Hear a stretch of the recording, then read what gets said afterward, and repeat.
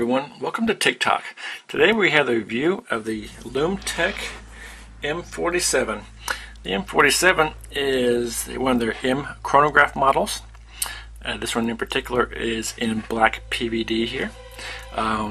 This is a very beautiful watch. I think, in my opinion, after looking at it over and getting ready for this review, I would say this could be their next poster child for Lum-Tec. Right now the current poster child is still the M9, which is long been retired, but this one is truly beautiful.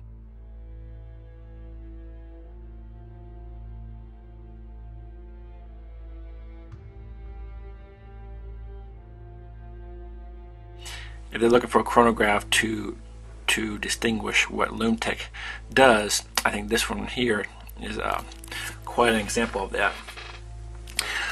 It is 44 millimeters wide, excluding the crown area here. It has this nice black PVD coating. It's a flat matte black on it. And the first thing you notice, obviously, is it is the vintage look.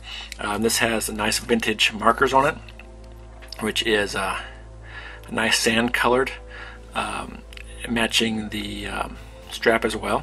The strap here is a nice brown leather with the black contrast stitching. So basically you have a pretty good watch which has all the elements of the dial and the watch face in the strap as well, with the black and brown and the brown and black on the dial.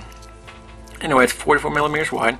It does have a sapphire crystal on the top, and it is double anti-reflective material coating on the back and the front side. A lot of people don't like the front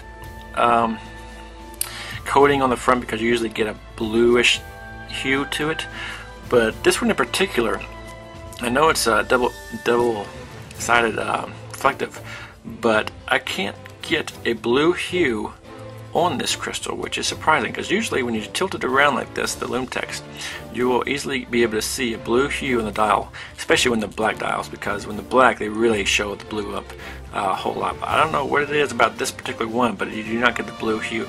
I do know, however, that they're using a different coating material on the crystals, which doesn't give it quite that blue hue that you've been used to in the prior years. So this was a lot clearer. So you don't get that blue hue at all. So it makes it quite nice.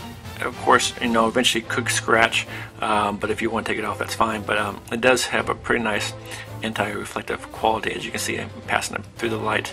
You only get basically just that light, and then the rest of it's pretty clear. The dial itself is pretty clutter-free. Even though it's a chronograph, it is a solid color.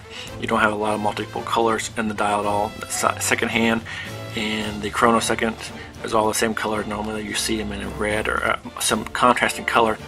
This one is everything the same color. The numbers, indices, the hands, and everything is all the same color on it, which is nice.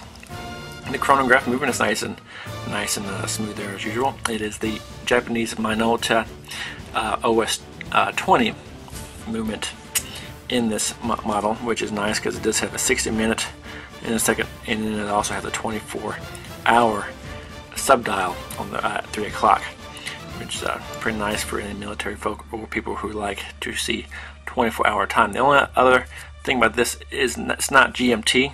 This basically shows the current time in the 24-hour dial, and so that you know exactly what time it is. That's not GMT. Anyway, the casing is nice with a sapphire case. It does have the stainless steel case back on it. You can see all the letters and numbers on it, signifying what it is. The Lum-Tec M7. The D, let me see this D here. That means it's basically the D year. Each year they come out with new models. It has a corresponding letter to it, A being their first models, and now we're up to the D models. Anyway, it's sapphire crystal, all stainless steel, 100 meters, water resistant. Does have a nice screw down crown here with the LT embossed logo on it, which is a nice addition. They started doing that last year with the models, which I think was a great improvement. The straps have been getting better and better. the original straps weren't all that great. They were pretty stiff, but these are quite flexible, very nice. These straps are very nice. Not the highest quality, obviously, because it's still, you can pick up this watch for only it's only a $515 watch. So the strap on a lot of more expensive watches can cost that much by themselves. Usually in the $200 range, but they can get quite expensive. So of course the nicest straps available would really increase the value of this watch. So if you could do this, obviously secondhand. The buckle is nice. It has a nice PVD buckle with the Lum-Tec inscribed logo on it, right there. The other thing I've noticed is this year Lum-Tec has been using smaller Tang buckles, more of a cylinder or circle style. Even though these are still done in an oval, the pin here is actually much more narrow as compared to their other buckles, which you see on this rubber strap here, which is a much thicker pin there. So you can see the difference there. I like the thicker ones better, but all this year it seems like all the models are going to the much thinner pins in the buckle. But other than that, it's a really nice watch, and a not really nice strap overall. This one also has the quick release pins on the back here.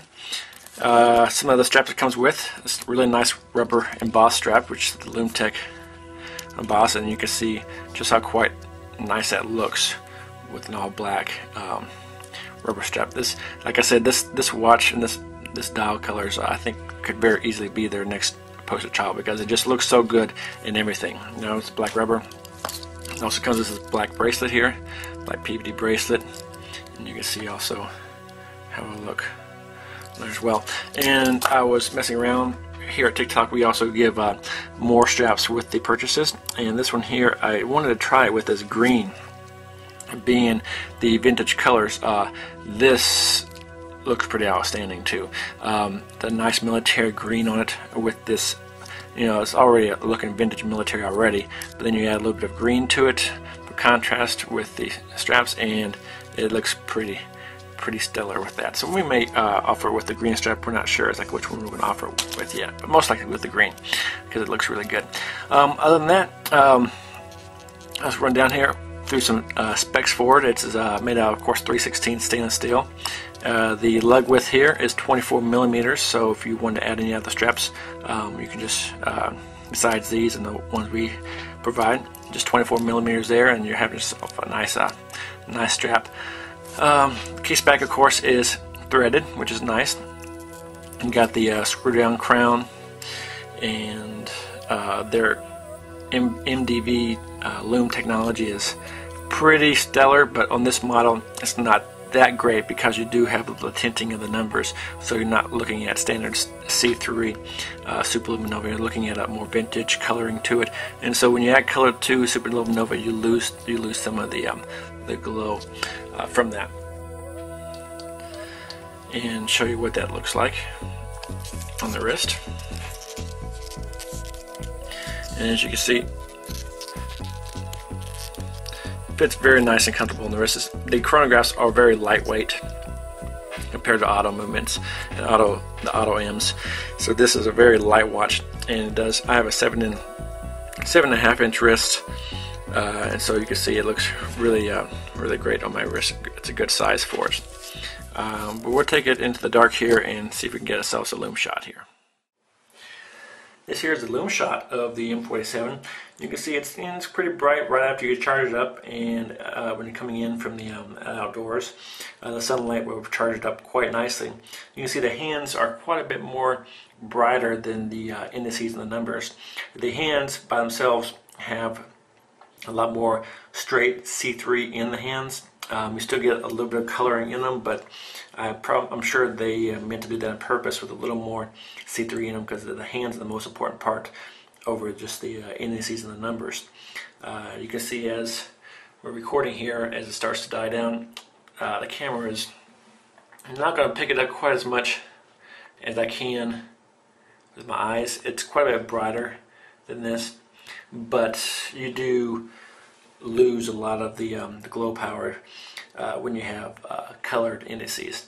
You can see now on the video it's pretty much gone from the numbers and indices, although regular eyesight is still very, very good, but of course it is dimmed down quite a bit. So you can see in the dark it is quite not up to par as the other Lum-Tecs with the a lot brighter luminescent qualities to their watches, but I think the look and feel of this dial with the antiqued Super Luminova ornament far outweighs the standard C3 white luminescence. Even though the other one does glow quite a bit more, or quite actually a whole lot more, the difference is really outweighs the negativity on the Lum.